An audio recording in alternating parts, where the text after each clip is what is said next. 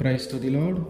ఈరోజు దేవుడు మనకిచ్చినటువంటి వాగ్దానం ఏంటంటే యెహోషువ గ్రంథము 10వ అధ్యాయము 14వ వచనం. యెహోవా ఒక నరుని మనవి వినిన ఆ దినము వంటి దినము దానికి ముందే గాని దానికి తర్వాతనే గాని ఉండలేదు. ఆమేన్. దేవుడు మన ప్రార్థన ఖచ్చితంగా వింటాడు. దేవుడు మన మనవి ఖచ్చితంగా ఆలకిస్తాడు. మనం ఏదైతే కోరుకుంటూ ఉన్నామో అది ఖచ్చితంగా జరిగిస్తాడు. మనం అడుగుతూ ఉన్నది కొన్నిసార్లు సాధ్యము కాదేమో అని మనకు అనిపిస్తూ ఉంటుంది.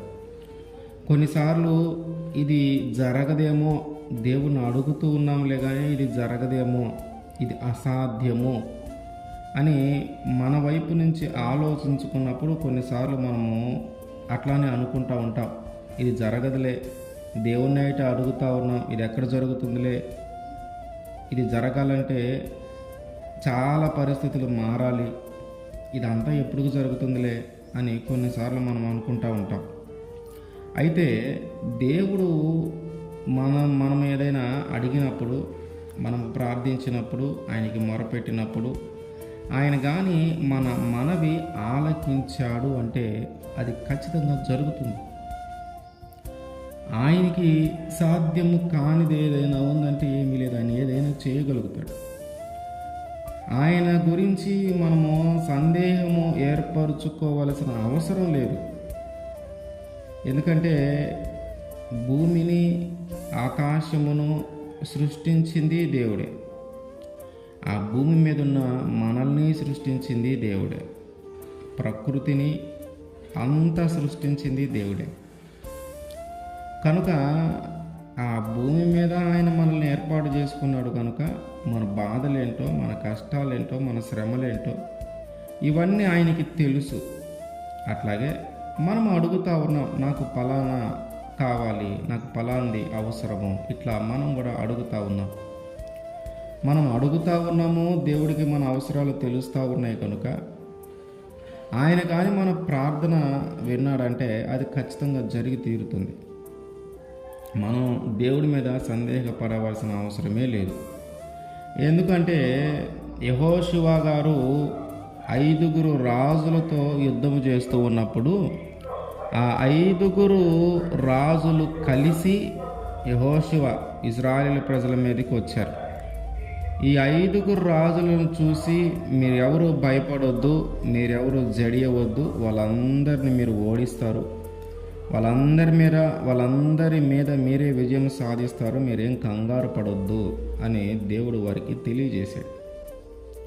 తెలియజేసి ఆ 5 రాజులతో యుద్ధము జరుగుతూ ఉన్నప్పుడు యెహోషువ గారు చేసిన ప్రార్థన ఏంటంటే, సాధారణంగా ఏంటంటే సమయము సాయంత్రం అయిందంటే, అంటే సూర్యుని వెలుగు పోతుంది అంటే యుద్ధం చేయటం ఆపేస్తారు.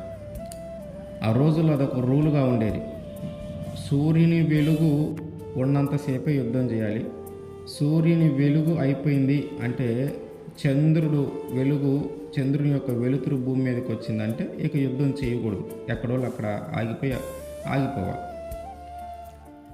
ఇప్పుడు ఇశ్రాయేలు ప్రజలు అందరూ కలిసి యెహోషువ గారి నాయకత్వంలో ఈ 5 రాజుల మీద యుద్ధం చేస్తూ ఉన్నారు. ఈ 5 రాజుల మీద యుద్ధం చేస్తూ ఉన్నప్పుడు యెహోషువదే పై చేయిగా ఉంది, ఈయన గెలిచేలాగా ఉన్నాడు.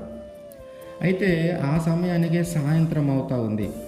ఆ సాయంత్రం అవుతూ ఉండేలేకి సూర్యుడు అప్పుడే సూర్యుని వెలుతురు తగ్గుతూ ఉంది. చంద్రుని యొక్క వెలుతురు అప్పుడే చంద్రుడు కనిపిస్తూ ఉన్నాడు.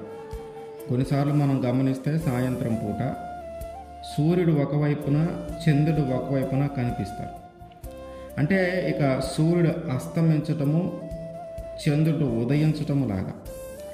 అట్లాంటి సందర్భంలో ఇప్పుడు ఆ సూర్యుడు కానీ అస్తమించాడంటే యుద్ధం ఆగిపోవాలి, యుద్ధం చేయటానికి అవకాశం లేదు, ఎక్కడో అక్కడ ఆగిపోవాలి. కానీ వీళ్ళేమో కొనసాగిస్తే గెలిచేలాగున్నారు.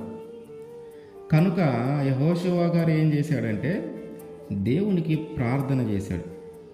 ఏమి ప్రార్థన అంటే సూర్యుణ్ణి, చంద్రుణ్ణి ఎక్కడ ఉన్న వాళ్ళని అక్కడే ఆగిపోమ్మని. సాధారణంగా మనుషులు చేసే ప్రార్థన ఏంటంటే ఒక వ్యాధి పోవాలనో, ఒక సమాధానం రావాలనో, ఫలాంటి సాధించాలనో, ఈ భూమి మీద గొప్ప వ్యక్తులుగా ఉండాలనో, మనకి సంబంధించి ఒక మనిషి ఏమేమైతే కోరుకుంటాడో అవన్నిటి కోసం ఒక మనిషి దేని మీద అయితే ఆశపడతా ఉంటాడో వాటన్నిటి కోసం ప్రార్థన చేస్తూ ఉంటాం. కానీ యెహోషువ గారు చేసిన ప్రార్థన అతల సృష్టి మీద చేశాడు. వాతావరణము మీద, ఆకాశము మీద ఆయన ప్రార్థన చేశాడు. ఆకాశములో మార్పులు జరగటానికి, సూర్య చంద్రుల్లో మార్పులు, వారి యొక్క గమనంలో, సూర్యుని చంద్రుని గమనంలో మార్పులు జరగటానికి ప్రార్థించాడు. అది చేయగలిగింది మనుషులు ఎవరైనా ఉండరంటే మనుషుల వల్ల ఎవరి వల్ల కాదు. ఒకరికి ఏదైనా ఒక వ్యాధి వస్తే ఒకవేళ ఏదైనా డాక్టరు తగ్గించవచ్చేమో, లేదు ఏదైనా సమాధానం లేని పరిస్థితి వస్తే ఆ ఇద్దరు వ్యక్తిని కూర్చోబెట్టి మాట్లాడితే వాళ్ళు సమాధానం పడతారు. కానీ అసలు సూర్యుడిని చంద్రుడిని ఆగమంటం ఏంటి? వారి యొక్క గమనాన్ని నిర్దేశించటం ఏంటి? వారి యొక్క ప్రయాణాన్ని ఆపివేయటం ఏంటి? అసలు దేవుడికి మాత్రమే సాధ్యమైన పనులు, మనుషుల ఊహకు అందని, మనుషులు ఆలోచనకు అందని ప్రార్థన యెహోషువ గారు చేశారు. ఒకవేళ ఈ సమయంలో సూర్యుడు చంద్రుడు ఎక్కడో అక్కడ ఆగిపోతే యుద్ధము మేమే గెలిచేలాగా ఉన్నాం కనుక ఖచ్చితంగా మేమే గెలుస్తామని దేవుడికి ప్రార్థన చేస్తే దేవుడు యెహోషువ గారి ప్రార్థన విని సూర్య చంద్రుల్ని ఆపివేశాడు. సృష్టిలో భూమి ఏర్పడిన దగ్గర నుంచి, సూర్యచంద్రులు ఏర్పడిన దగ్గర నుంచి అటువంటి దినము, ఆ సూర్యులు చంద్రులు ఆగిపోయినటువంటి ఆ దినము దానికి ముందు కానీ దానికి తర్వాత కానీ అంటే ఎప్పటిదాకా లేదు. యెహోషువ గారు చేసిన ప్రార్థనను విని దేవుడు సూర్యుని చంద్రుని వారి యొక్క గమనాన్ని ఆపివేశాడు. ఎక్కడో అక్కడ యుద్ధం అయిపోయే వరకు ఆగిపోయారు. అటువంటి ప్రార్థన, అటువంటి రోజు ఇక దానికి ముందు కానీ దానికి తర్వాత కానీ అంటే ఇప్పటిదాకా లేదు, జరగల. అంటే ఒక ప్రార్థనకి ఎంత శక్తి ఉందంటే ఆ ప్రార్థనను విని, ఆ ఆశను విని దేవుడు సూర్యుని చంద్రుని సైతం ఆపగలిగాడు. కనుక మన ప్రార్థన కూడా దేవుడు వింటాడు, మన మొరను కూడా దేవుడు వింటాడు, మనము పెట్టే ఆ ఆక్రందనలు కూడా దేవుడు వింటాడు. ఆయన మన మనవి ఆలకించాడంటే ఇక అది ఖచ్చితంగా జరుగు తీరుతుంది. సాధ్యము కానిది ఏది లేదు దేవుడికి. అసలు సూర్యచంద్రులు ఆగిపోవటం ఏంటి? అది సైన్స్కి కూడా అందని పరిస్థితి. ఇప్పుడు మనం ఎన్ని ప్రయోగాలు చేసినా కూడా అసలు దాని రహస్యం ఏంటో తెలుసుకోలేము. అట్లాంటి గొప్ప కార్యాలు ప్రార్థన ద్వారా జరిగినాయి.